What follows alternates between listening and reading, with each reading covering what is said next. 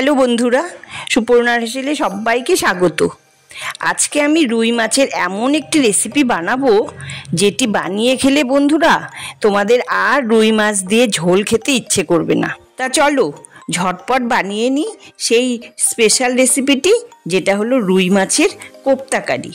প্রথমে আমি রুই মাছের 4 টুকরো পেটির মাছ ভালো করে ধুয়ে একটি কড়াইয়ে গরম জল করে একটু লবণ দিয়ে সেদ্ধ করে তুলে নেব। বন্ধুরা, আমি এখানে পেটির মাছ নিয়েছি, কারণ পেটির মাছে একটু কাঁটাটাও কম থাকে আর বাছতেও সুবিধা হয়। এরপর ঠান্ডা হলে মাছগুলোকে বেছে নেব। তারপর একটি কড়াইয়ে 2 চামচ সর্ষের তেল গরম করে তার মধ্যে কিছুটা পেঁয়াজ কুচি, একটা কাঁচা লঙ্কা কুচি, 1/2 চামচ আদা বাটা, 1/2 চামচ জিরের গুঁড়ো, 1/2 চামচ হলুদ দিয়ে নাড়াচাড়া করে তাতে 1/2 চামচ লবণ আর 1/2 চামচ গরম মশলার গুঁড়ো অ্যাড করে বেছে রাখা সেদ্ধ মাছগুলো দিয়ে ভাজা ভাজা করে তুলে নেব। এর রং যখন একটু লালচে হবে তখন বুঝতে হবে ভাজাটা হয়ে গেছে। এবার একটু ঠান্ডা হলে তাতে 2 চামচের মতন বেসন দিয়ে ভালোভাবে মেখে নেব।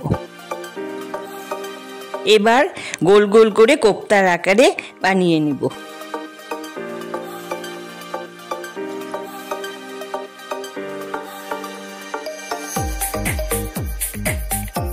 অপরদিকে একটি মিক্সিং জারে একটা পেঁয়াজ, একটা টমেটো, একটু আদা আর একটু জল দিয়ে পেস্ট করে নেব। এদিকে একটা কড়াইয়ে কিছুটা সর্ষের তেল গরম করে তাতে মাছের কোপ্তাগুলো এপিট ওপিট করে লাল লাল করে ভেজে তুলে নেব।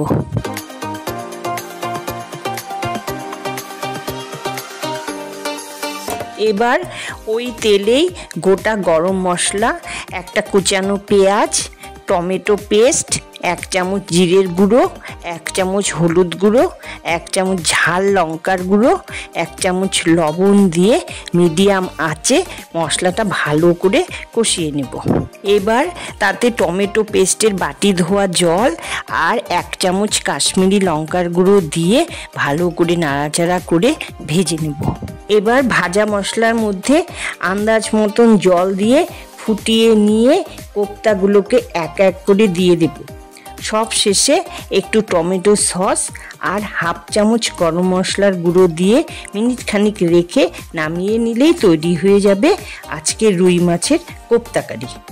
তা বন্ধুরা, এই রেসিপিটি তোমরা অবশ্যই বাড়িতে ট্রাই করো আর কমেন্ট করে জানিও আমাকে কেমন লাগলো তোমাদের এই রেসিপিটি। তা আজকের মতন আসি তাহলে, সবাই ভালো থেকো, টাটা।